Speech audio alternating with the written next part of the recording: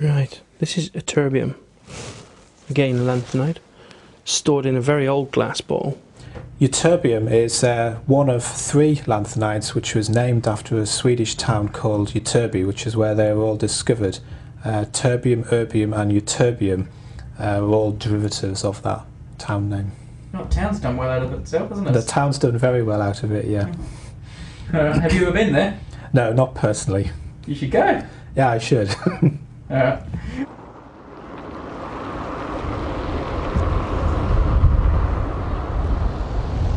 It's quite moving and quite stirring to be here in this place, because this is where science and industry came together for one of the earliest times, I suppose, and quite a significant place of discovery and an economic vibrancy for the local area.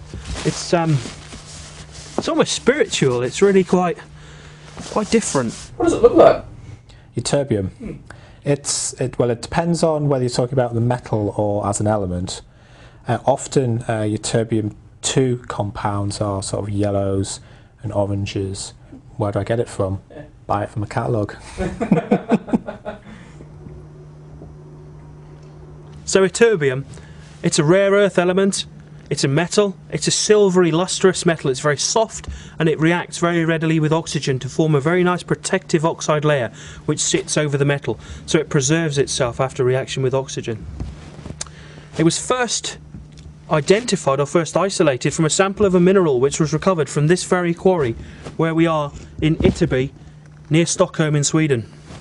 But it took a very, very long time to make that extraction and to purify the metal.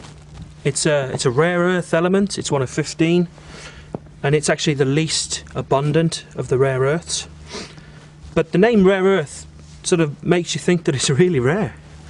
But if you look at its occurrence in the Earth's crust, it was a surprise to find that actually it's twice as abundant as tin. But that said, total production of ytterbium is only 50 tonnes per year.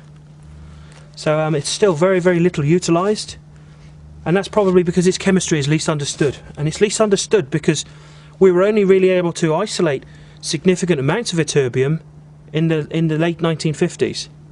Like many other rare earth elements, its main applications lie in the electronics industry. It's used as a dopant for phosphors. It's used as a dopant in ceramic capacitors and other electronic devices. So really niche applications, but research is broadening those applications day on day. The metal itself is really quite unusual because its properties change as a function of pressure. So it's a metal, so it's a conductor. But when you push it under extreme pressures, so 14,000 atmospheres of pressure, it becomes a semiconductor. And that semiconductor ability changes as a function of temperature. So it's used as a pressure sensor in extreme environments. And in fact, one of the major applications is in electronic devices for the monitoring and sort of measurement of pressure, especially within nuclear explosions. So quite a significant element and quite a recent discovery.